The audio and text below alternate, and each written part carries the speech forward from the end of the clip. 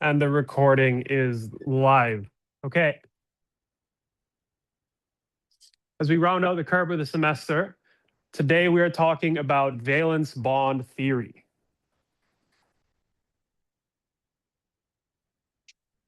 A couple pieces of words of this phrase we should already have an understanding of. Of course, we know what a bond is. A bond is an attraction between two atoms or molecules. A bond can either be ionic or covalent. The word valence, of course, refers to those valence electrons, the outermost electrons. So the core idea here is when we talk about valence bond theory, we're talking about the bonds that are formed between the valence electrons of an atom or molecule. The core principle behind valence bond theory is that bonds are formed when atomic orbitals overlap,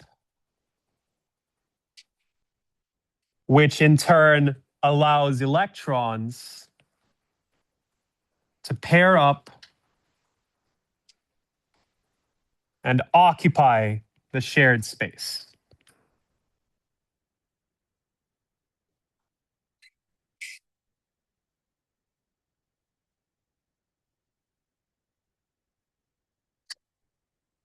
Of course, this invokes some terminology that we haven't seen at least in a couple months, I would say. I'm talking specifically about atomic orbitals. So let's just kind of go back in time a couple months and recall those big things about atomic orbitals. Now, this was way back when in our Module 1 chapter, so it's a good little review, of course, for the final. But under atomic orbitals, we have s orbitals, p orbitals, d orbitals, and eventually f orbitals. Now, of course, f orbitals we will not truly encounter in Chem 1A. They do exist, but we're not regularly going to be seeing f orbitals. An s orbital, called s by the fact that it is predominantly a sphere, an s orbital is spherical, and as a result of that circular orbital, it is non-directional, meaning there is no horizontal, vertical, or diagonal s orbital. It is just a sphere or a circle as so. We also have p orbitals, which are traditionally dumbbell shaped.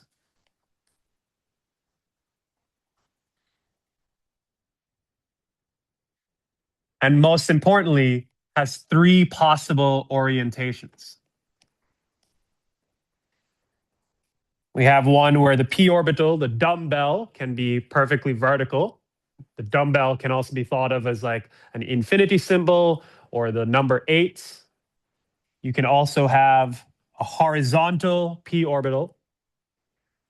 And finally, you can have a diagonal p orbital.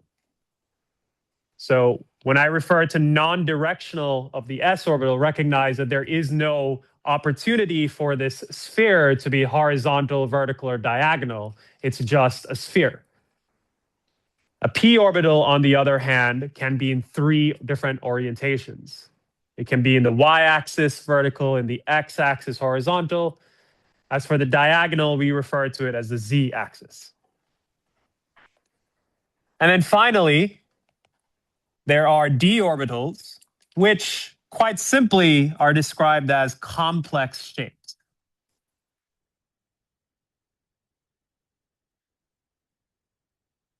This one, on the other hand, has 5 orientations. Now, due to the complexity of the d orbital, you do not need to know their shapes, but you do need to know the amounts. In other words, you need to know that there are 5 possible orientations for d orbitals.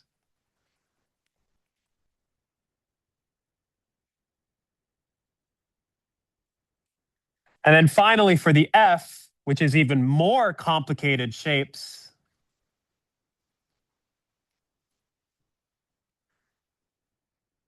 this actually goes up to 7 possible orientations.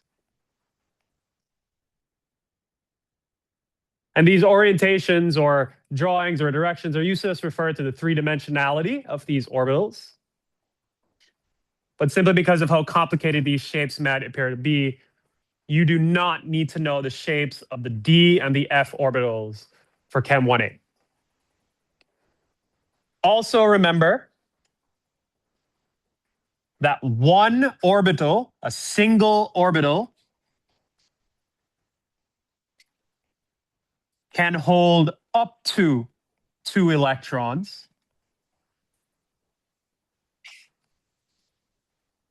What that really tells us is that an s orbital at most can hold 2 electrons. A p orbital can hold at most 6 electrons. Let's take a second to see where that 6 comes from. If each orbital can hold 2 electrons and there are 3 possibilities, horizontal, vertical, or diagonal, you can hold up to a total of 6 electrons in the p shell. In the d, which has 5 orientations, 5 times 2 gets up to 10 electrons. And then finally, the F shell, which goes up to 7 orientations, can fit up to 14 electrons. So while you do not need to necessarily know the specific shapes of the d and the f orbitals, it is important that you know how many possibilities there are. D has 5 orientations, f is 7. And concomitantly, you need to know how many electrons they can hold at maximum.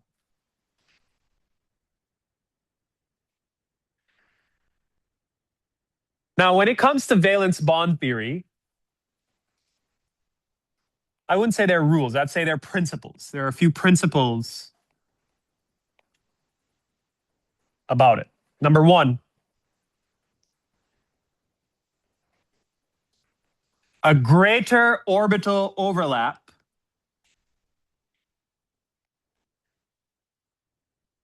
leads to stronger bonds.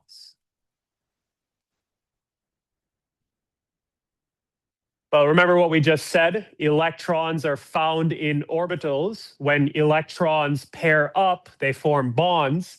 So the stronger or the greater those orbitals overlap, the stronger the bond, stronger the attraction. Number 2, the direction of the orbital influences the geometry.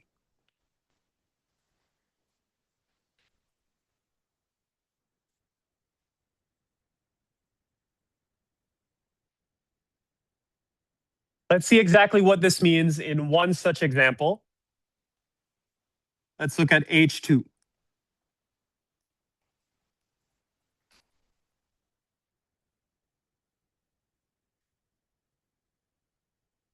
We're going to draw a graph, and I'll tell you what the labels are for the x and the y-axis in just a second. The y-axis is labeled as energy. For right now, let's just call this joules, not specifically kilojoules or anything, just joules. And the x-axis is something known as the interatomic distance, which is measured in something known as picometers. PICO. Recognize, of course, if atoms are the smallest units of matter in the known universe, we can't quite always refer to it as meters. Picometers is 10 to the negative 12. So just to kind of orient that we're talking about a really small distance, but by using picometers, we don't necessarily need to use exponents or decimal places. Okay. Now, we know that hydrogen, which only has 1 electron, has the electron configuration 1s1. So recall how we know these configurations from module 1. If you don't have that information off the top of your head, that's okay. We still have time before the final. But we should understand in principle where exactly these numbers come from. The 1 in front of the S means it's the first shell. And the 1 that's here, superscript, refers to the number of electrons. In other words, what I'm trying to say here is that in the example molecule of H2, what we expect to see is an overlap of s orbitals. Remember, valence bond theory is about those valence electrons and how they bond to one another. Those valence electrons are housed in orbitals. So it's important for us to understand and know what types of orbitals are involved.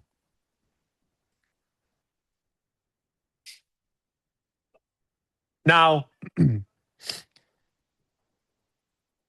at the very, very beginning of this graph, let me use a different color. So we have, let's use red, yeah.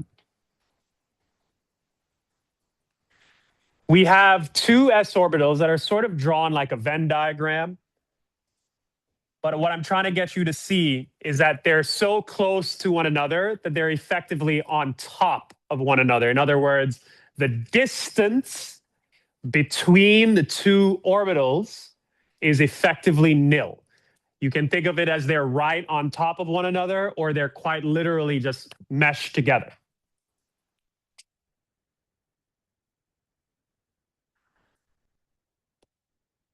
Now, as the x-axis changes, meaning as the distance increases, you eventually get to a point where those orbitals are some distance apart.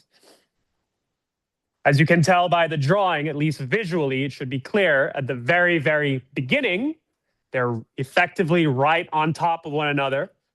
And as that distance increases, they get some space apart. You can even keep going till eventually those orbitals are incredibly far apart.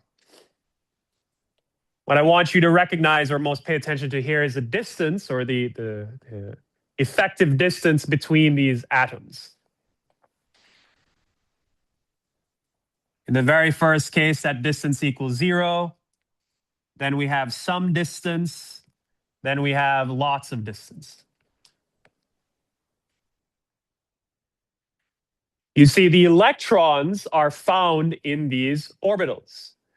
So the idea is, as they either get closer or farther apart, those electrons will be attracted and will result in a bond.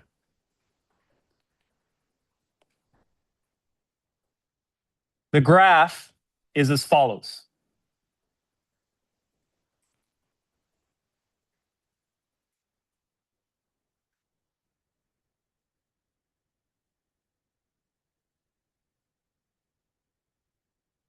Sort of like a parabola, nice curve to the graph. You can see that it starts high and makes its way down till eventually makes its way back up. But eventually, after a certain point, it effectively levels off. Now, we can track in terms of energy how favorable certain distances are. When the distance equals 0, that is when they're high, right beside one another, right on top of one another, however you want to describe it. This is, of course, incredibly high energy. And due to its high energy, it is unstable. Similarly, for the case where we have lots of distance, it is also high energy, but the problem in this case isn't that it's unstable, but simply the orbitals are too far apart for any sort of meaningful attraction. Remember, the whole point is we want the electrons in these orbitals to overlap. If they're too far apart, well, then there is no interaction at all. But somewhere in the middle, we actually have what's known as an optimal distance. In other words, there is a magic number where these orbitals are just close enough together that they're attracted, but not so close that they're unstable. This optimal distance has the lowest energy, and as a result, it is the most stable version of itself. This is how scientists are able to not only predict, but also calculate the interatomic distance between atoms. In other words, interatomic distance can also be referred to as bond length.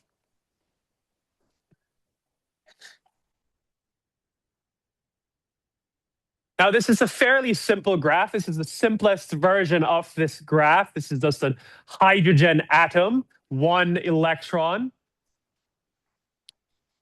It would get a little bit more difficult if we start drawing other graphs of other more complicated atoms. If we, for example, had two oxygens together, that's a lot more electrons, it's a lot more orbitals. So while we will not draw new graphs of this type, we can understand what this graph is trying to tell us. It tells us when the atoms are effectively right on top of one another, if there is no distance between the two, this is incredibly unstable. But as the atoms get farther away from each other, they will eventually hit a nice optimal distance.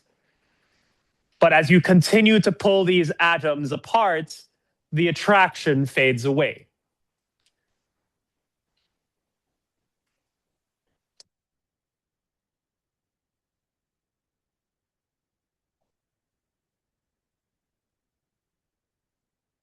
All of this is what tells us that not only is the shape of these orbitals important, but it also matters the distance between the two. There is some ideal or optimal distance.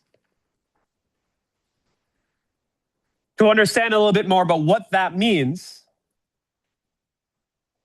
let's look at our next topic. We're talking about sigma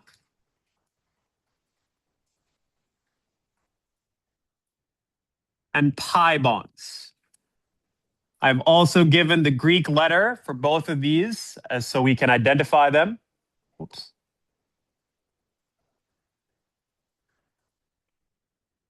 We, of course, should be able to recognize pi.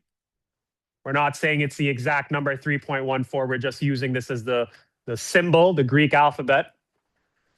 And sigma is actually just a circle with a little line on top of it like so. Kind of looks like a horizontal B. It's on its side. We're going to understand a little bit more about what sigma bonds are, what pi bonds are, and exactly how to draw them. Let's start with sigma bonds.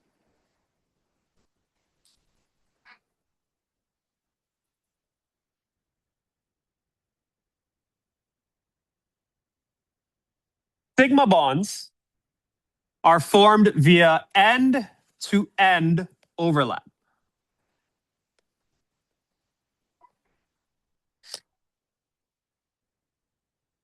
When we say end-to-end overlap, we mean there is some explicit contact between the orbitals.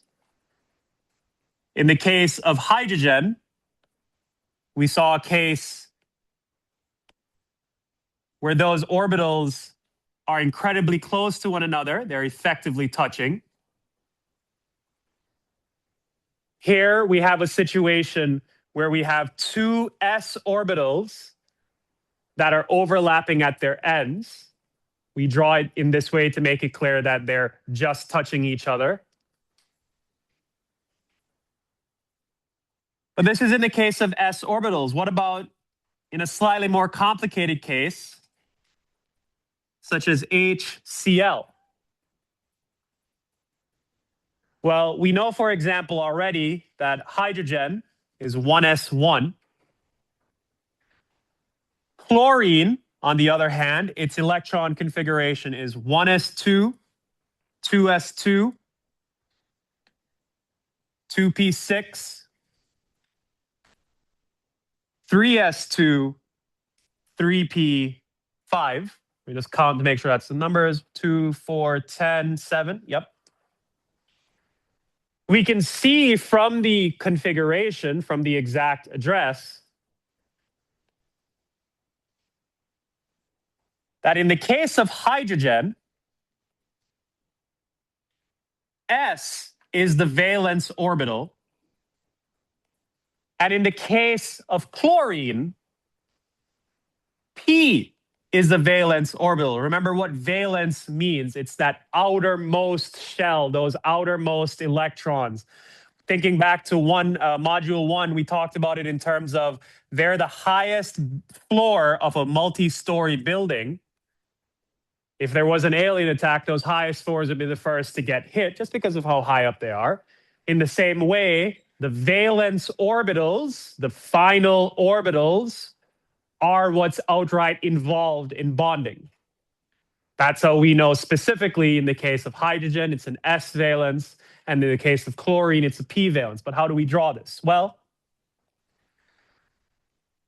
we know, of course, that a P orbital can take on different orientations. Like so, horizontal, vertical, or diagonal. We do not know exactly which orientation is the valence. We don't know that. So technically speaking, we cannot say for certain, oh, it'll be this one, or it'll be that one. All three are possible. So we draw all three. Let me use a different color for the S.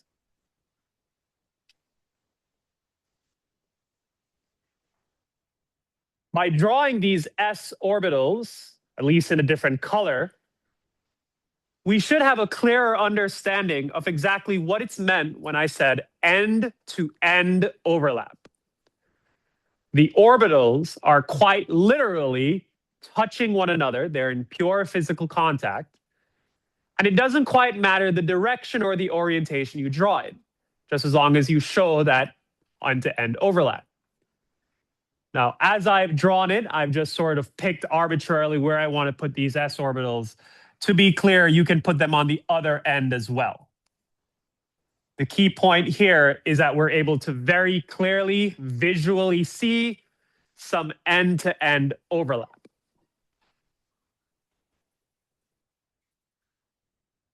This is, of course, the case between an S valence and a P valence. Let's look at another one.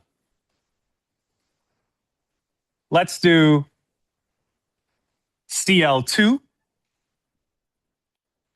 where, of course, in both cases, as we just saw earlier, both atoms have a p valence orbital that will overlap.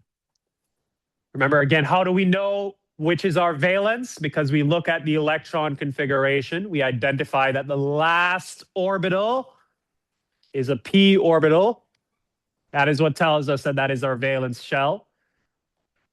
We're trying to bond two p orbitals together, two chlorines.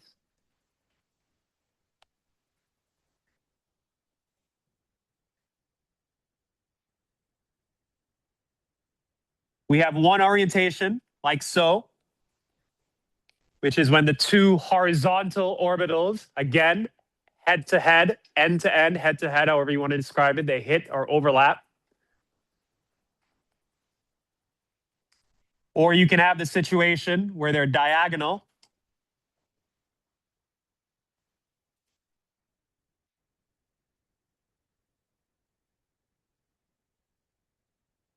Or the situation where they're vertical.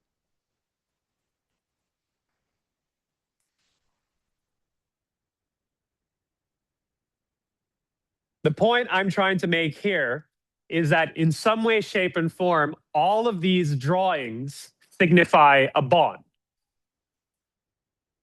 It's just a matter of what valence orbitals are involved in the bond that we're focused on.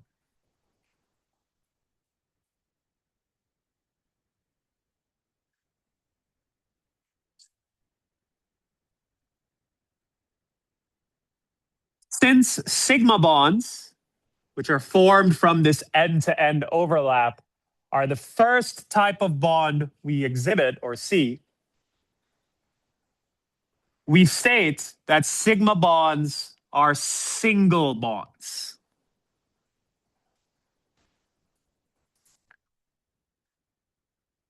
So if any molecule has a single bond, that bond is as a result of a end-to-end sigma overlap.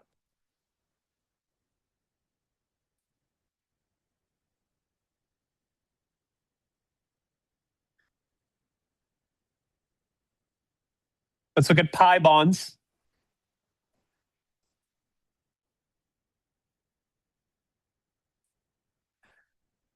Straight off the bat, pi bonds refer to multiple bonds,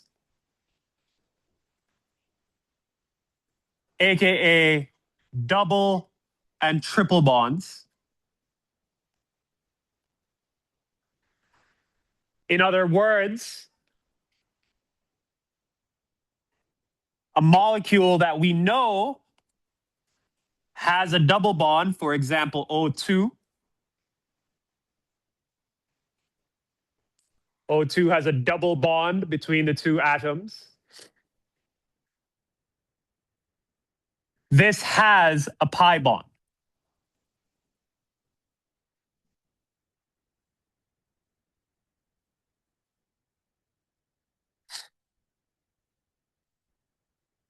The key difference between a sigma and a pi bond, however, is that while a sigma is an end-to-end overlap, a pi bond is side-by-side overlap.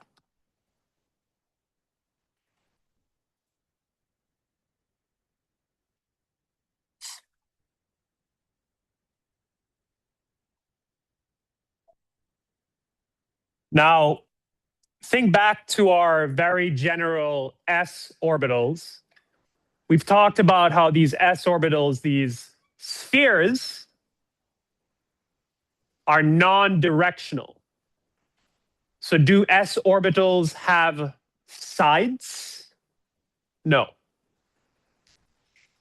So what that tells us is that s orbitals do not partake in pi bonds.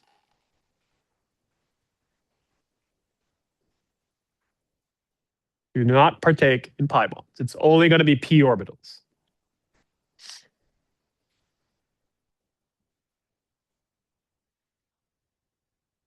Let's take a look at a few examples. Let's start with oxygen. Taking a second for ourselves, we identify that oxygen is 1s2, 2s2, whoops, not convert, 2p4. Just make sure I did that number right, 448. Yep. That is what tells us that our valence shell is a p-valence. It's the last orbital in the configuration.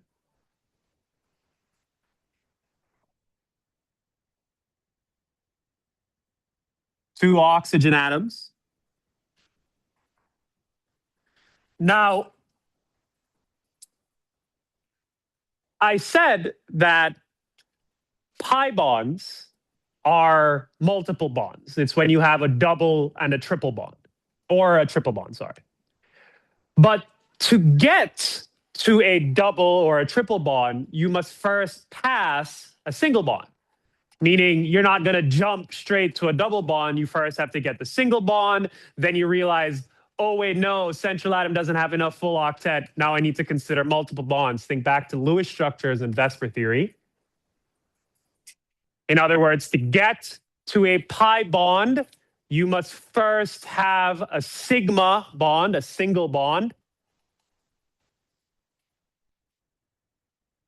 What that looks like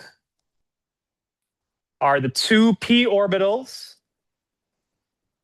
on the oxygen atom head-on overlapping.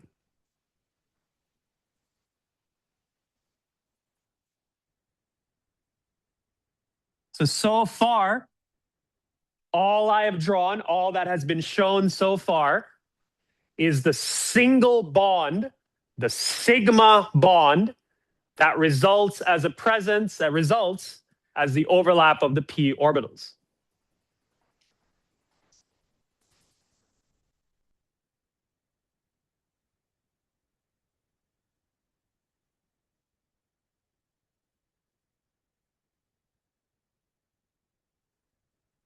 We're not quite done yet because this drawing as is insufficient. It does not at all consider the double bond that's present. Let's see what that would look like. Let's draw another one. Oops. Oxygen, oxygen double bond. We know that to start, we'll have that PP overlap.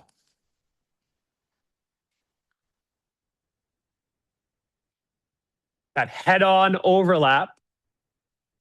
And then for the double bond, we can either have a vertical p orbital or a diagonal p orbital.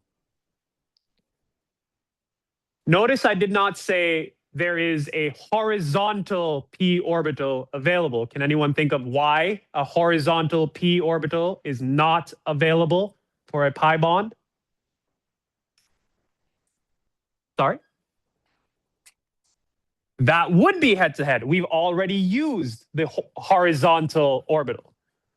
So that's why a horizontal is not available to us here. So we could either draw a vertical, like so, or a diagonal, like so. The point is the horizontal has already been used up. Now, as drawn, it is not visually clear that these diagonal orbitals are overlapping. However, remember, this is just a drawing. We know physically these orbitals do overlap. To make that visually clear, we draw a line connecting them. Some people draw that curved line as I've done now. Let me use a different color. Some people will draw a curved line as such. I've seen some do a straight-on horizontal line just to make it clear these two are connected, these two are overlapped. Sometimes you might see dotted lines instead.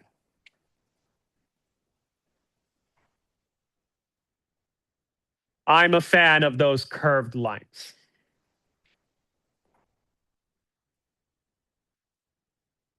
These curved lines indicate pi bonds. In other words, the overlap, the side-to-side overlap.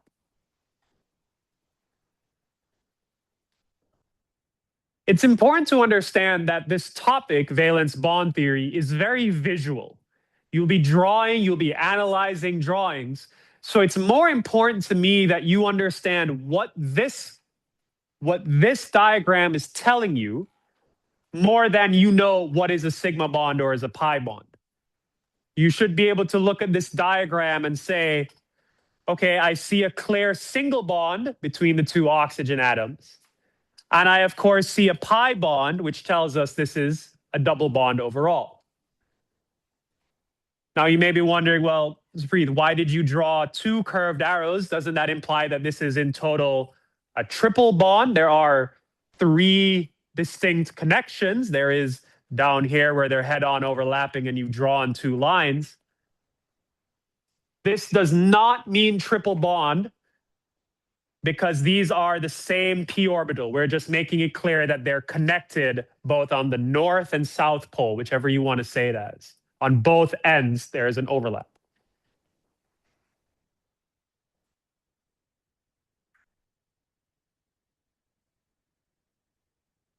This is in the case of a double bond. Let's try one with nitrogen that actually has a triple bond.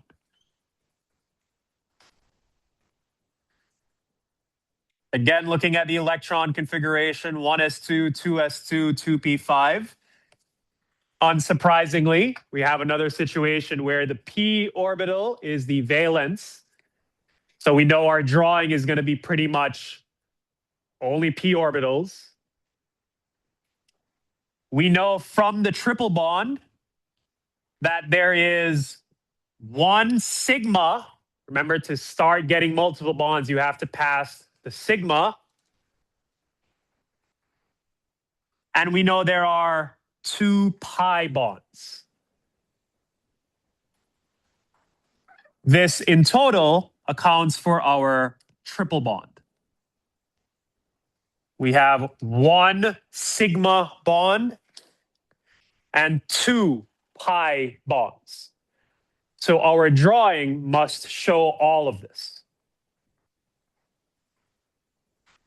Let's put our atoms. We have nitrogen. I'm just going to kind of put them somewhat some distance apart. We know that at the very, very beginning, there must be a sigma bond. So we're going to draw that horizontal orbital head-on overlapping as such.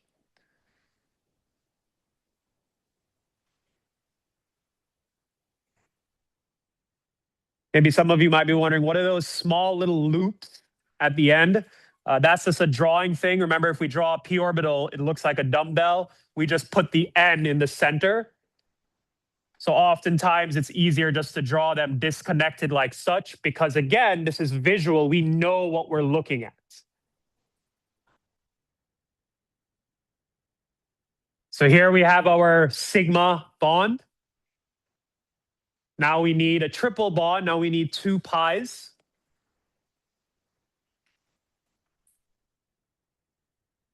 Here we have our diagonal p orbitals connected via a line to show very clearly that they're connected or overlapping. And we're not done yet, because so far this drawing only accounts for the double bond. Really take a second to understand where that's coming from. We've drawn the single bond, that's that head-on in the middle. We've now drawn the pi bond, the overlap. Let's draw another pi. Let's use a different color.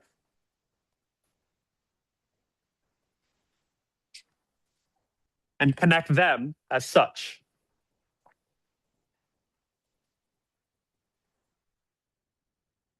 This last piece, this last connection, accounts for the triple bond.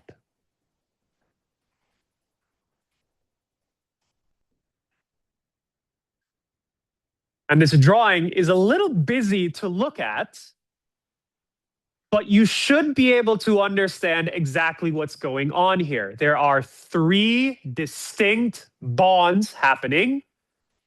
There is the sigma bond, that is the head-on overlap.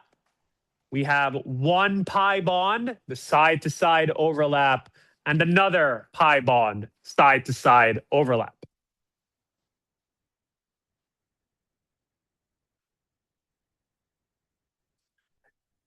Since, of course, you would be drawing these, I would not know the order that you drew these orbitals in. In other words, Of course, the very first one you would have drawn is the sigma, but what if you drew the vertical overlap first? That's fine. The order in which you draw them shouldn't matter.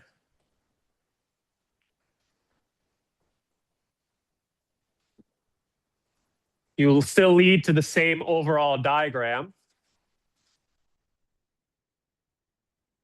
Some people like to refer to this as a flower petal diagram because it looks like you've just drawn a lot of flower petals around the atoms. These flower petal diagrams, as confusing as they may look initially, upon analysis allows you to understand or glean information about the molecule at hand. So let's say, for example, I were to give you another drawing between carbon and oxygen, and I drew the full diagram as such.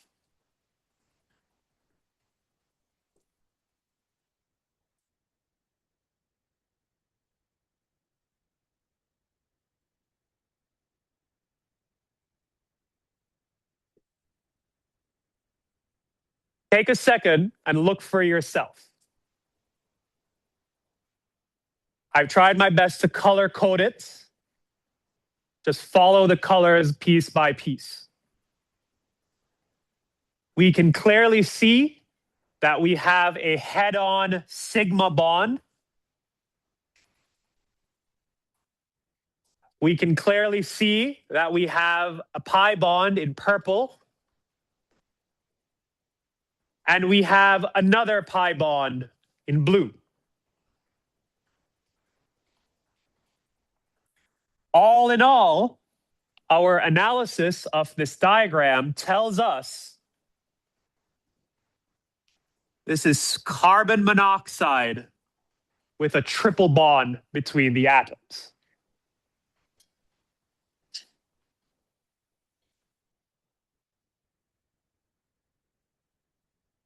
Now, carbon monoxide was one of the questions on your exam when we did Lewis structures and Vesper theory. Does anyone remember, or at least more accurately, in this drawing right here, am I missing something that I would potentially ask you for in the Lewis structure? Maybe it starts with F and ends with orbital charges. Okay, if you didn't remember, formal charges, there is a positive on the oxygen and a negative on the carbon. A failure of valence bond theory is that it doesn't quite capture the formal charges.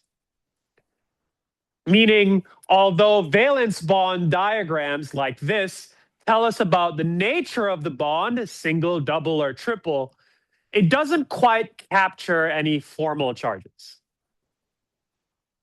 That is a failure of valence bond theory and why it's only referred to as a theory. It works a lot, but it doesn't really work for everything.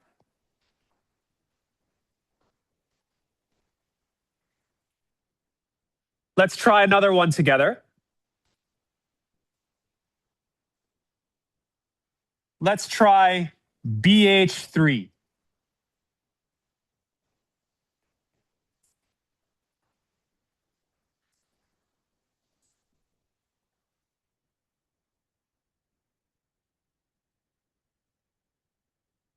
All right, first thing we have to do is we have to identify which valence orbitals are involved. Boron is 1s2, 2s2, 3p1, sorry, 2p1. And hydrogen, of course, is just 1s1. So we know the valence orbitals for both boron and hydrogen. Boron is a p orbital, hydrogen is an s orbital.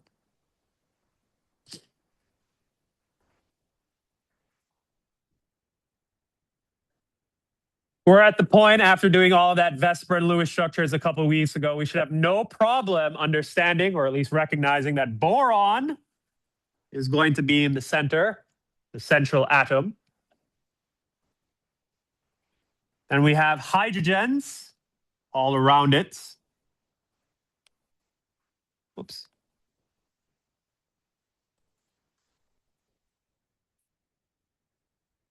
Sort of just arbitrarily putting the hydrogens around the boron atom.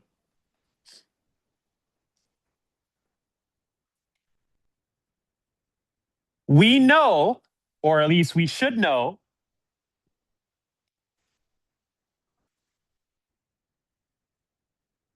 the Lewis structure for BH3 is as follows. This is something you would have been able to reasonably get yourself if asked the question. We can see that this is pretty much just single bonds. So straight off the bat, am I expecting any pi bonds in this diagram? No. Am I expecting head-to-head overlap? Yeah, because it's all single bonds. So now the matter is just drawing it to represent that. We know, of course, that hydrogen is an s orbital, a sphere. And then the boron will touch it, or rather overlap with it head on, like so.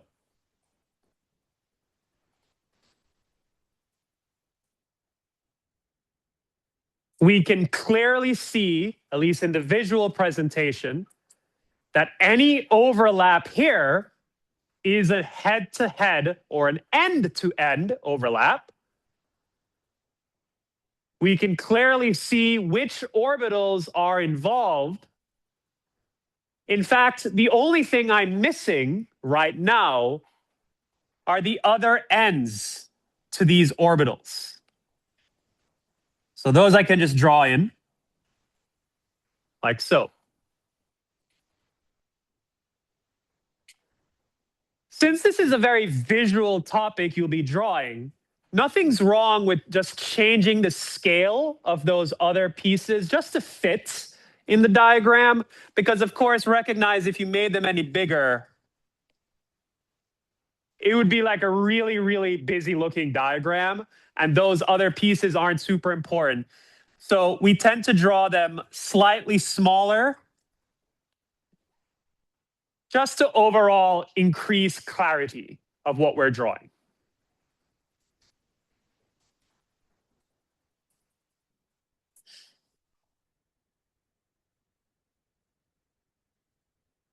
Yes, Prob. One overlap means two electrons.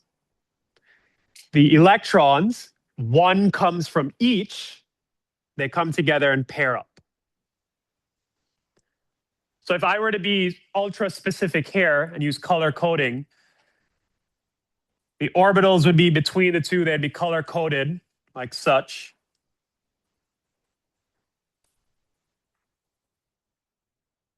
You don't have to put the electrons in the diagram because the overlap makes it clear they're there. But if you were to include them, this is how it would look.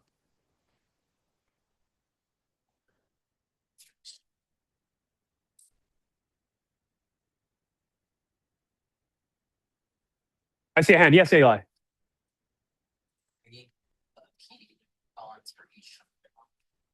3p orbitals, 3 sigma bonds.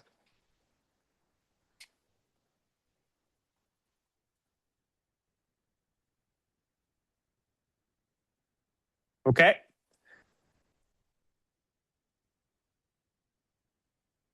Let's try one more. NH3.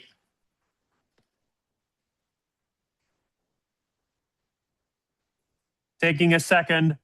Nitrogen is, of course, 1s2, 2s2, 2p, is it 4, 3? Yeah, 3. Hydrogen is, of course, 1s1, so we know the orbitals that are involved.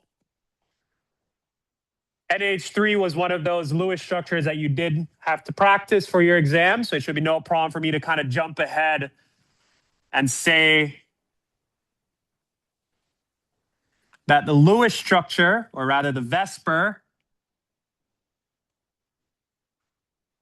of NH3s as follows. Maybe some of us remember this is trigonal pyramidal.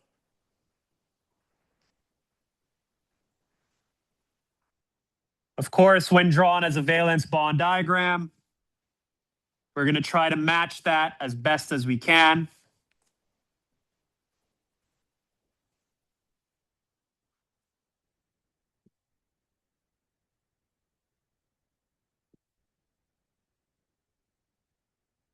Like so.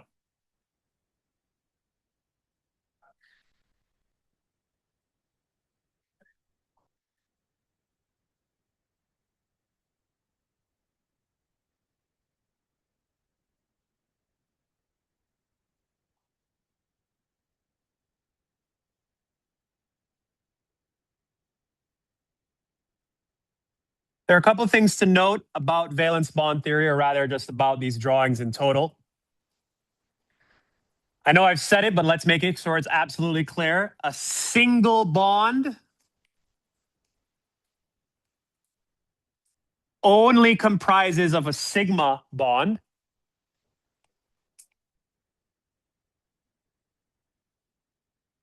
A double bond starts with a sigma, and then you eventually add a pi bond.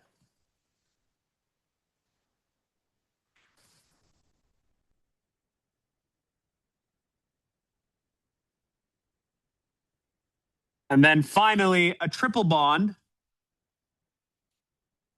Again, sigma first, and 2 pi bonds overall.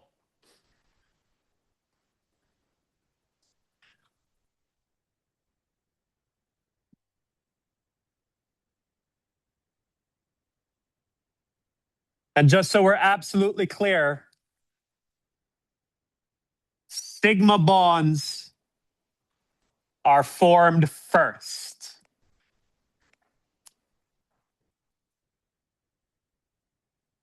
Then pi bonds.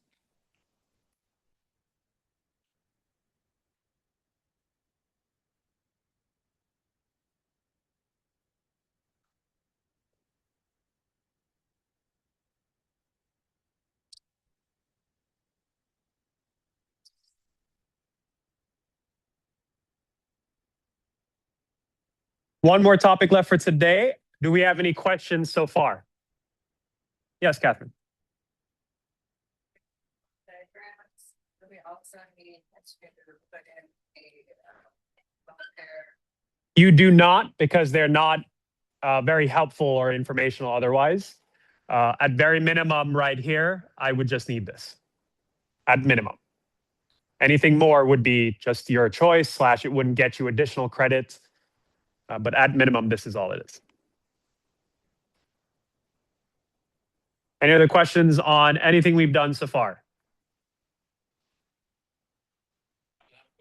Yep.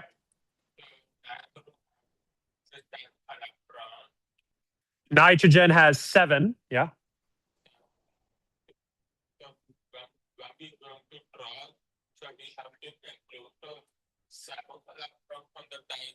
You do not need to include 7 electrons. The only reason we went through the configuration right here was to identify that the valence orbital is in fact a p orbital.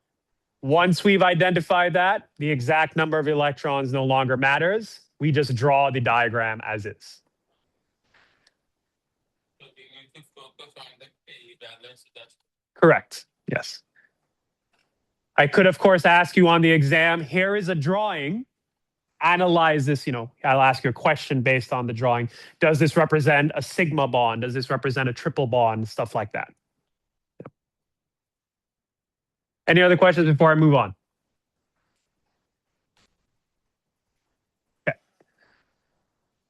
Last thing we will talk about is a concept known as hybridization.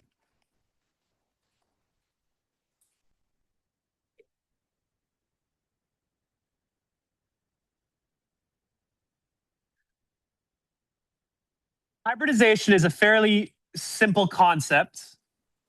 It loosely describes that as a result of orbitals overlapping,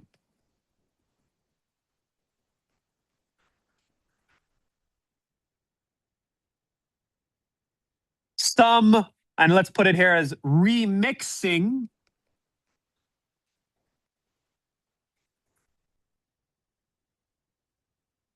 of orbitals happen. Meaning once they're in a molecule, once overlap, you can't always just say, oh, this is entirely a p orbital, because in some cases, as we saw over here in the case of NH3, sometimes it could be s orbitals that are involved, right? Sometimes in weird cases, it's only p's. It's a strange situation. But hybridization is more accurately the process of labeling the orbitals present, or more accurately, the type of overlapping presence.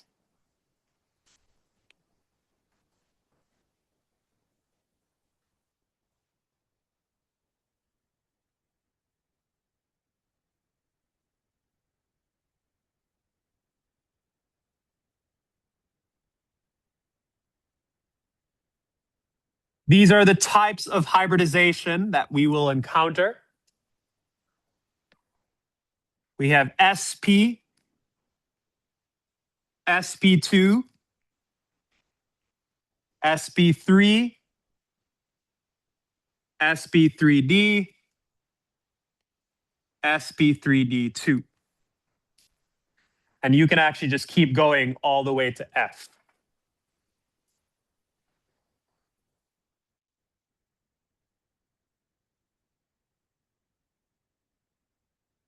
To identify the hybridization present, it's really just a matter of counting.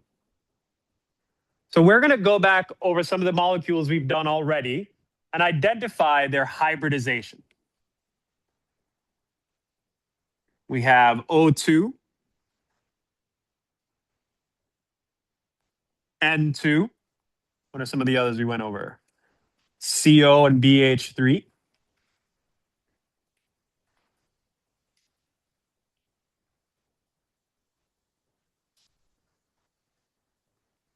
One of the last ones we did was NH3.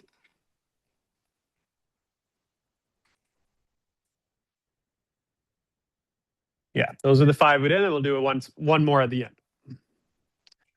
Okay.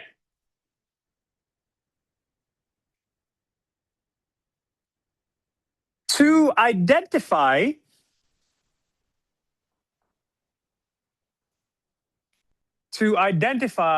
the type of hybridization present, we simply count the number of bonds, or in the case of dimolecules, we simply count the number of atoms present. But we don't really count it 1, 2. We count it SP. In other words, if we start with S as our 1, then P2, then we just keep going. Taking O2 as an example, this is SP. That's that. We can do the same thing to the nitrogen. Again, SP.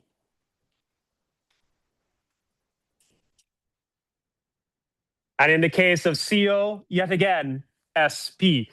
These are the simplest cases because they're just 2 atoms.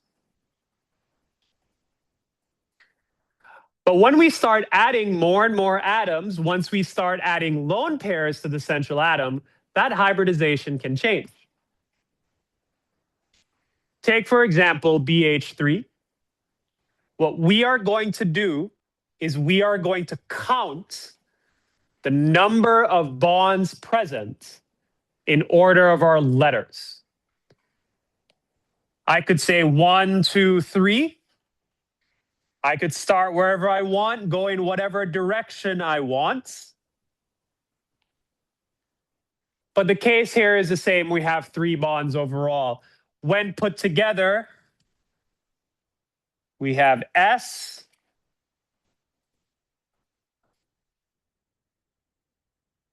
P, P2. Recognize that this superscript 2 right here does not represent squared, but more accurately represents the number. So I could have put S1, P1, but we don't really include 1.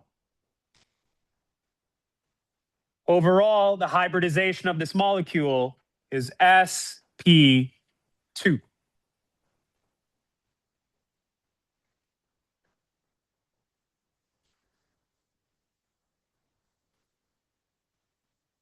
Here we have NH3. Doesn't matter where we start counting from. I could count from over here on the left. I could count in the center. Doesn't matter. We're just going to count S, P, P2. However, in this case, we actually have a lone pair, and electrons live in orbitals. So if we're talking about labeling our orbitals, we should probably also include our lone pair. This becomes P3. Overall, this hybridization is sp3.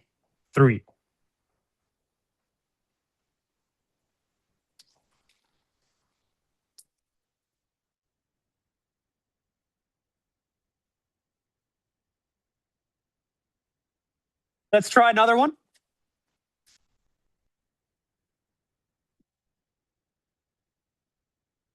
Let's do SO2.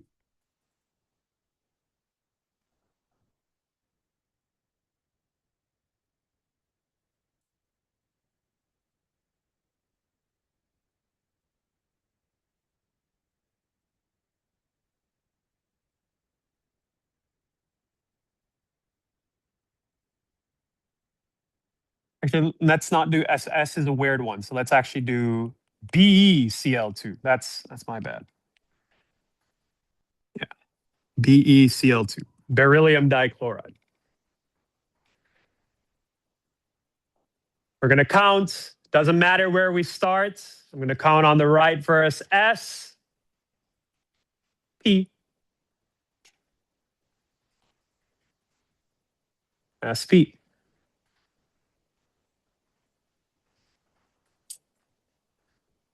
What about a slightly more complicated looking one? Let's look at water.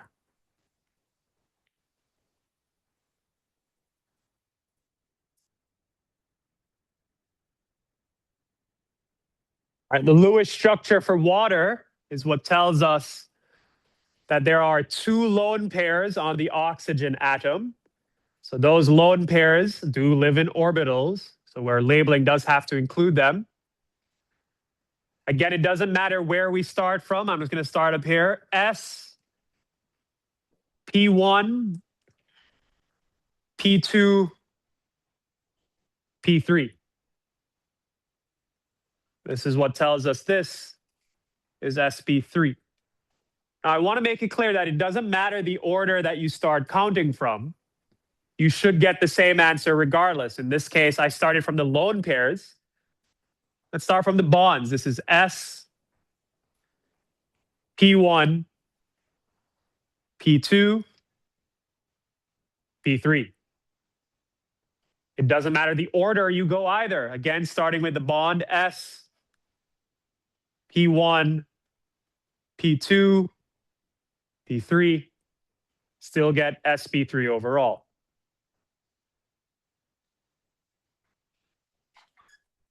Try this one on for size.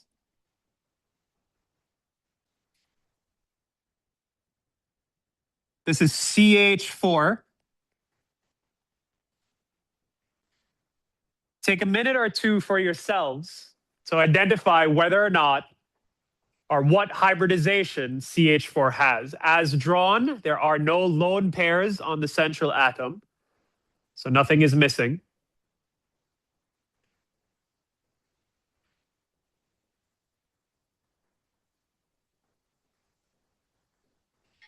You're just counting, starting from whichever bond or atom you want. S, P, P2, and so forth.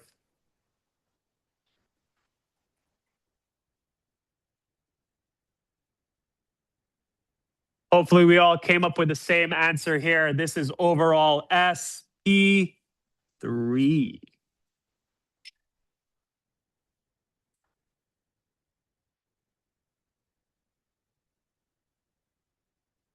Now let's do a weird one.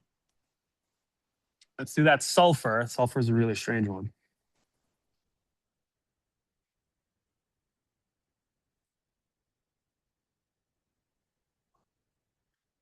There are molecules out there in the world that are really, really quite strange based on everything that we've taught so far, but yet they do exist.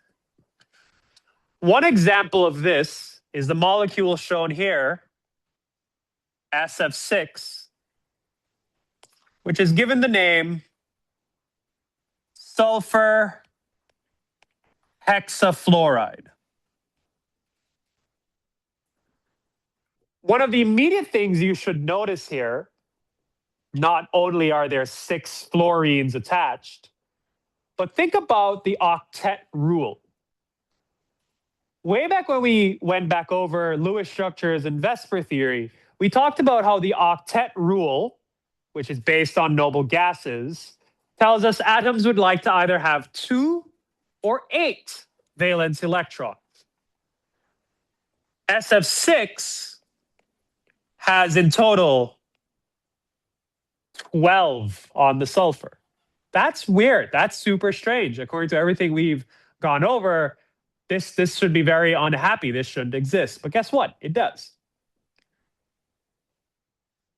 This is what's known as hypervalency,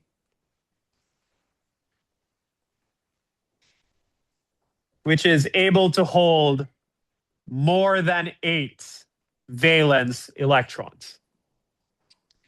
This is not a term or concept you are responsible for being able to identify or predict in this class, but it's something for you to know that these molecules can exist. So I would like us now to identify the hybridization of SF6. Take a stab in your head at first, count from the S, and keep going.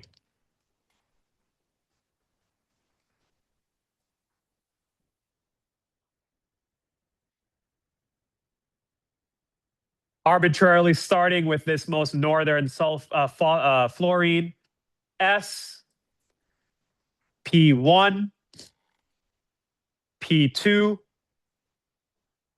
P3. That's the farthest we've gone so far. Technically, we have to keep going. So I should have P4, right? No. So it's not P4. So it's S, P1, P2, P3. What comes after that? We have D1. After D1, we have D2. How did we know that we were to stop at P3? How did we know there was no such thing as P4? There are only 3 p orbitals. So let me ask you, will you ever have an S2? Will you ever have a D8? No. SF6 is an example of sp3 D2.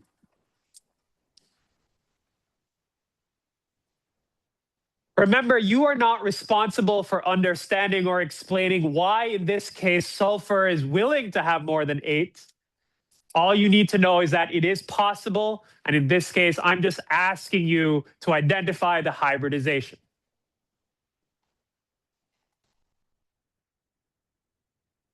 So let me use that as an opportunity to point out something before that you may not have noticed. Let's go back to BH3.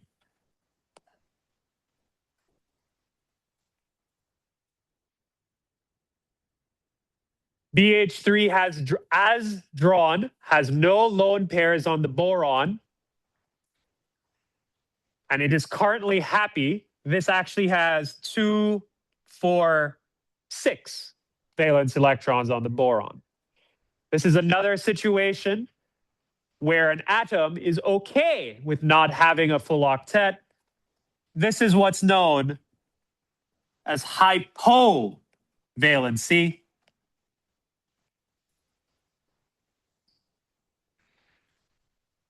Able to hold less than 8 electrons. Not every atom or molecule is like this. It genuinely is a circumstance where you discover the molecule and you realize, oh, the fact that this exists is what tells us this has to be hyper or hypovalent. It shouldn't necessarily affect your approach. S, P1, P2. S, P2.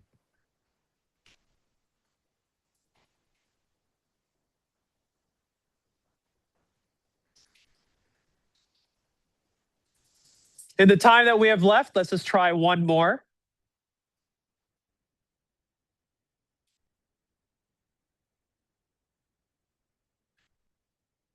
This is H3O plus,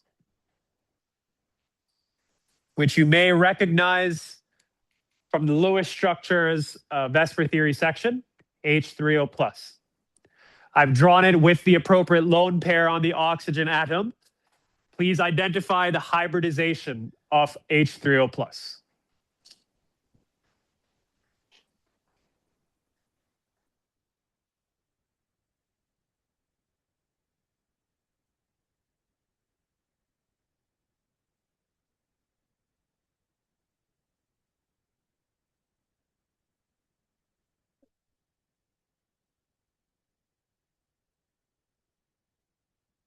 Okay.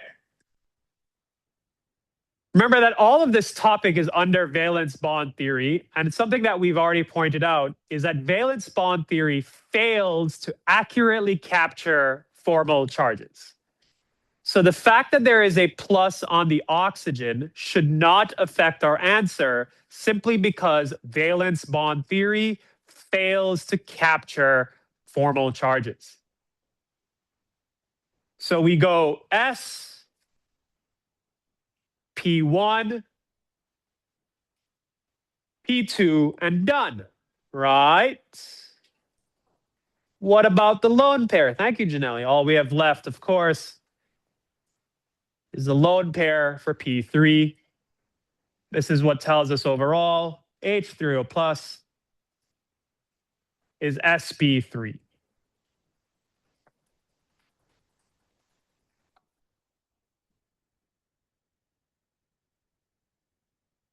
Do we have any questions?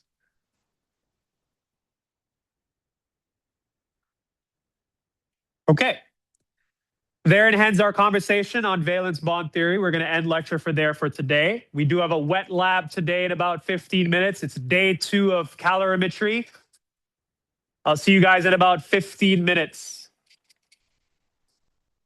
See you then.